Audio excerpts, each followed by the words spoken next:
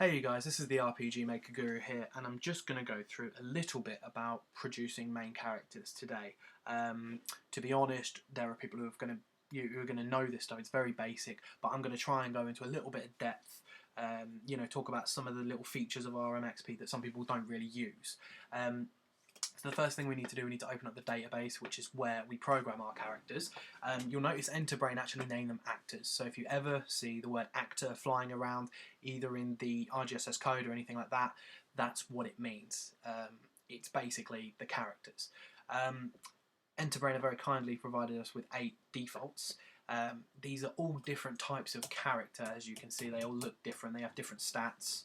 And they're also different classes. Anybody that is familiar with MMORPGs will know, why classes can be quite important. I think they add a different, a new dimension to the gameplay. We'll get people to replay the game over and over and over again, especially if combat is important, just to see whether there's a better way to win the game and, fight the enemies. So, they've given us 8. Obviously, at the moment, we can't create any more, and I don't want to overwrite any of the characters they've provided, so I'm going to make a few new slots. So we click on the change maximum box, and as it currently stands, we have a maximum of 8. Now, what we can do is increase this maximum to whatever we want, as long as it is 999 or less. And let's be honest, this isn't Final Fantasy. We're not going to need that many characters. So let's go for 10, so we can create a couple of extra slots. As you can see, these slots are completely blank. They don't fill it with anything. We literally have a blank canvas in front of us. So let's choose slot number 9, and we need to select a name for him, and you just type it in as you would. Let's call our chap Harry, because that's a pretty cool name. What you need to remember is that this accepts any normal letters, normal numbers, and as far as I know, any of the symbols that you can put in on a keyboard. Anything else I don't believe it accepts, but I might be wrong, so let me know. Then you choose the class. Now we get a drop down menu here, but it's actually predefined. We can't add classes using this particular section of the database. We have to go into the classes tab. And as you can see, there's quite a lot to think about. So I'm going to talk about this in a later tutorial. Hopefully it's already done down here at the bottom of the screen. There might be a link to it, I don't know. Check it, I'll keep you posted if I'm working on it. So at the moment I'm going to select warrior because I quite like that idea. Now what we're going to do, we're talking about the levels here. The initial level and the final level, obvious stuff. What level does the character first start off as when they join your party? What's the highest level they can get to? You might think always keep it at 1 and 99, those are the minimum and the maximum, but say you have a character that's set to join your party halfway through the game.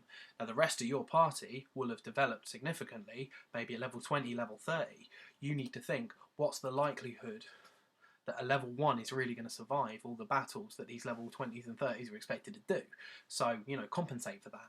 You can change it later on. This isn't set in stone. You can leave those numbers, then change them later on.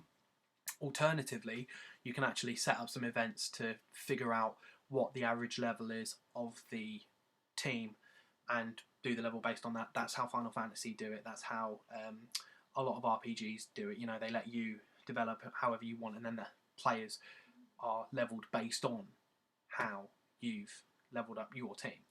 So the next thing you need to know is the experience curve. If we click on this, we see quite a lot of numbers. It looks pretty daunting, but it's actually really simple.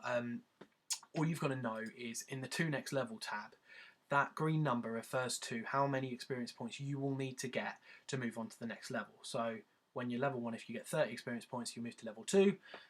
49 more experience points, you get to level 3. 74 more experience points, get to level 4. That's important. It's not get to 30, then get 49 experience points overall. That's your total. And as you can see, you get 30 experience points to level 2. That means for level 2 you need 30 points to get there. And then you get another 49 to get to level 3. 30, 49 equals 79. Dead simple stuff. You don't really need to know this. It's just a load of numbers. You can't actually change these. These are all predefined using some simple equations, but you can influence the way the equations are calculated. So down here we get 2 sliders, the basis and the inflation. Now the basis is the initial number. It's the number that is required to get you from level 1 to level 2. So as you can see, as I move this number up, the level 1 goes up. Why is this important? It's because this is the core of the equation. This is where everything else stems from. It's a sort of snowball effect. So the higher this number is, the higher the general increase is. The higher the basis number is, you know, it contributes to how difficult the game's going to be for the individual to develop. So I'm going to leave mine at 30. If you want to make it even more difficult, you can play with the inflation, and this is the rate of the increase in the numbers. So at the moment it's 30. Now say we increase this number, as you can see, level 1 doesn't increase, but everything else does. And because, like I said, it's a snowball effect, if we look at level 2, it doesn't, as we move the numbers up, it only increases every 5 or 6. But when we go down to level 98, as we change it, the numbers, you know, they vary very wildly. And that's because it's all adding up. So I'm going to stick these to 30 and 30. Again, not the best explanation, but you don't really need to know all that much about it. Just a matter of when do you want them to really, you know, how do you want them to develop? How easy do you want it to be to level up? Next, we're going to choose a character graphic. So you just double click on the white box. Because we've set our class to warrior, you would want to choose a warrior graphic. These are the ones that Enterbrainer provided us. There's 200 ones default. There are all sorts of things. Have a look yourself. You can actually add your own, but that's in a later tutorial about importing and exporting resources, so check that out. So I'm going to choose this one. And what we can do, we can change the hue of the character as well. And the hue is basically the general tint that the character has to them. So any coloured part of them, you know, the armour, the skin, the hair, it changes its hue as you change the slider. Useful if you want to make a character look a bit ill, or you want to, you know, I mean, you could turn them red and make them look like they've been burned. You could turn them green, you know, anything you want. I'm going to leave mine normal, but it's really up to you. And we click OK, that sort of sets that in there, and we choose a battler graphic. And again, I'm going to choose warrior number 1. The hue works in the exact same way. These are important if you're going to use the RPG Maker XP default battle system. It uses the battlers to, you know, show up. So you don't really see these, you see these guys. Next thing you need to set is parameters. Now, you can just go wild and do any old random ones, but I would think about the class. So we know the class is a warrior. We know he's quite heavily armoured, wielding an axe. That means he's probably going to be a tank. Now, if that's the case, we need to give him a fair amount of armour. So we need to give him a fair amount of maximum HP. This basically means that we need him to have quite a lot of health so he can withstand attacks. So what we do, we can choose a quick setting like this. And again, level 1, we choose, you know, it has 705 HP as the number goes up. So level 9 will have 1231, you know, dead simple stuff. You can change this curve by either changing the numbers yourself, or, much simpler, moving the slider over here. So you can either have a slow generation, slow sort of, you know, experience curve where their health doesn't really go up that much. It's quite a steady process. For the first 10, 20 levels, they don't really see much of a difference. Or have a nice fast one. You know, it flies up really early, but then it sort of peters out. You can also click here and do the line yourself. There's so many opportunities here to play with. It's exactly the same for all of the others. There's more information on the written tutorial. The link's in the description, so yeah, check that out. You've got the maximum HP, which is your health points, your skill points, also known as magic points if you're talking about RPGs. Your strength, this is basically how much damage the character will do in combat. The dexterity means the likelihood in which the attack will hit. So if you've got a character with a lot of strength, for example, this chap probably does, because he's, you know, wailing around a massive axe. Let's give him a nice high statistic. That means the dexterity might be a bit low because the axe is heavy. It's hard to place a hit as opposed to having a dagger or something where you can aim it properly. So let's make it so that his dexterity is generally quite low. Agility is the likelihood at which the character will evade. So as you can see, he's a big sort of chap, heavily armoured. Again, let's not make it easy for him to evade it. Let's give him a nice small figure. And the intelligence. The intelligence refers to how powerful the character's magic attacks are. To be honest, this guy does not look like he's really using much magic. It's all about the axe. So again, I'm going to make it low. To be honest, this probably won't matter. Neither will this, but you know, always good to play with it. So here you go. These are your, you know, custom settings. You can change these all you want as you go through the game. If you notice that the balance isn't quite right, feel free to change it. Last but not least is your starting equipment.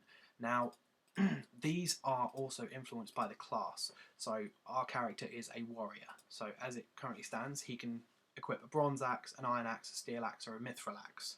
Say we were to change this so he became a lancer, suddenly it's a bronze spear, an iron spear, a steel spear, and a mithril spear. Again, these are already set. We can't change them here. We have to change the class and mess with this. But again, more about that later on. And we also mess with the weapons, the armors, all of this. So let's set him up with some basic weapons. You know, we're going to go with the first ones created because they're normally of the lowest standard. We're not going to give him any accessories. What we can do, however, is fix them. So if you click that, it makes it impossible for him to put it down, you know, to get rid of it, unequip it, or to add a different item. These are handy if you're going to have guest characters. So if you're going to have someone that pops in and out of the party once in the game, you don't want the player to have the opportunity to take the items they're carrying because that's not realistic, or you don't want to be able to equip them. You want, you know, a certain degree of control over how strong this character is. Then you can fix all of their items. Okay, so that's generally the overview. I would, you know, I like to click apply every once in a while just so you know that what you've done is set in stone, but it's really up to you. Have fun, guys. If you've got any questions, feel free to ask me on here or go on my site. There is one last thing you need to know. It's all well and good having this character made, but how do you put him in your party? Well, you need to go to your system and you will be given an initial party here. What we can do is change it so that we have Harry in the party. So we go OK, and suddenly Harry is in this party. Again, we can add and remove them if we want to as well. It's really up to you, but that's the basic gist of it. So I'll show you. We go OK. We go to play the game. Yes, I would like to save the game. And trust that to happen. And there's little Harry wandering around the map. So yeah, thanks very much, guys, and make sure you check out all my other videos. Cheers.